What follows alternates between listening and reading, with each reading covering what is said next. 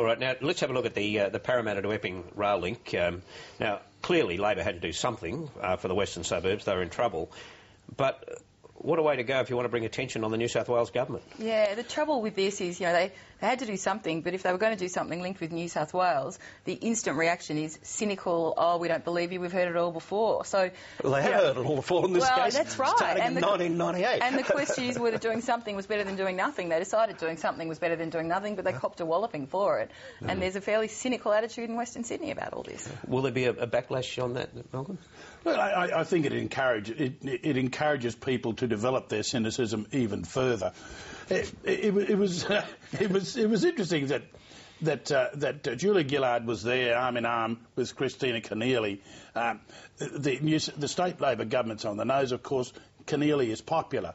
You would not have seen that sort of joint effort with Anna Bligh in Queensland. But going back to the project itself, look, it was cooked up pretty quickly over 2 or 3 weeks.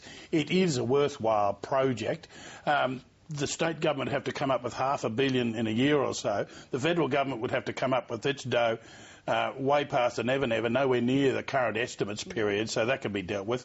But people aren't feeling the width; they're just measuring the scepticism about it, which in the end could turn on the Labor government. But this is a point just raised then about what Labor's doing. It's going, it's holier than thou on costings. He just announced, when you take the water thing in, announced about $26 billion worth of spending that doesn't occur in this budgetary period, which is what they're carrying on about, whereas the Liberals have only announced about $6 billion. So they're doing plenty of big spending, but it happens outside the time period. And to be plausible on this, the Labor government's got a 10-year plan for transport, and this was not funded. So if they're going to do this, they have to take some of the money from some other rail project or road project and shift it across to this. Well, there were 2 forums during the week, one on the ABC on Q&A, the other on Sky in the western suburbs of Sydney.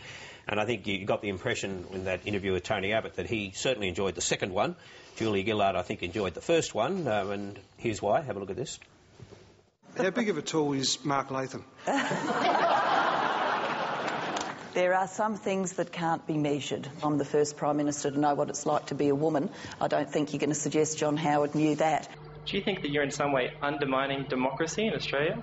How can we honestly trust you and your Labor government to keep your promises when you have broken so many promises in your first term? Look, what I'd like to do, David, is go down to be on the level with people. Sure.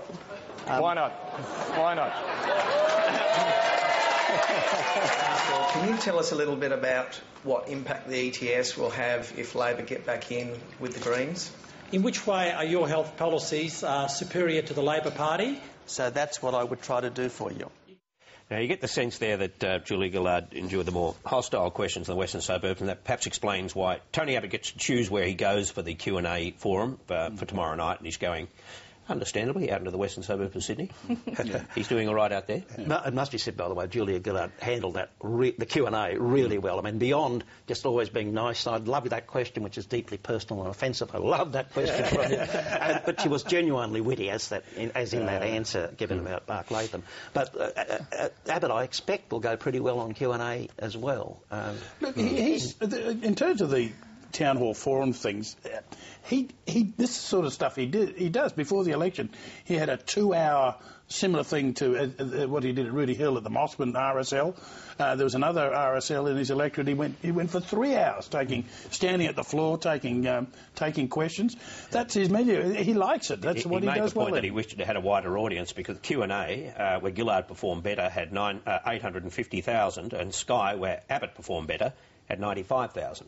Yeah, I guess they'd be wondering where those audiences were and whether they're in the seats that are going to matter to them. And this is the great big question that we're all wondering. But it's a 10-to-1 variation. Absolutely. So it was a much wider spread of audience in the Q&A, and that's why Tony Abbott's doing Q&A this week. I'm going to say he gets his go anyway. That's right.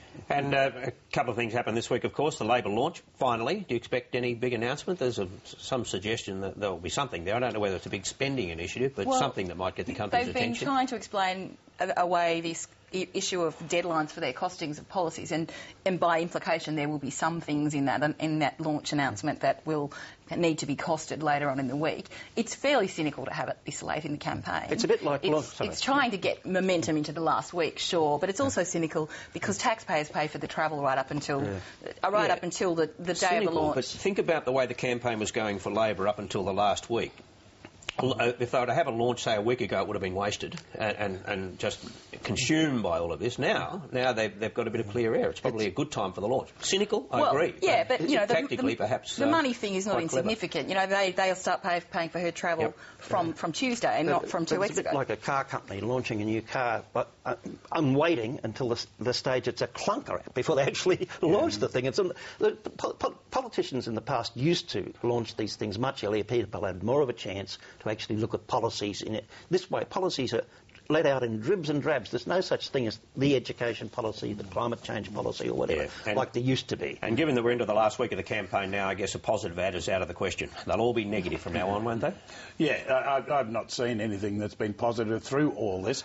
And I would imagine that one of the reasons they've left the launch so late is you have to be behind the megaphone in this last week, the crucial week when many voters will make up their mind. So there's the launch, and then Julia Gillard goes to the National Press Club on Thursday, and bits in between. It's the best opportunity to start bellowing in the ears of the voters, your last chance. It's down to media performances too this week, really, because there are some important set pieces. The Press Club. It's Tony Abbott on Tuesday and Julia Gillard on and Bob Brown on Wednesday in between. Yeah. So there's 3 set piece addresses, and that changes the way the campaign runs. It's the awful news yesterday of another death in Afghanistan of another soldier too. You know, whether that soldier's funeral might well be this week. That's going to take those 2 leaders out to that funeral as well. So that adds a whole other dimension to the last week of the campaign too.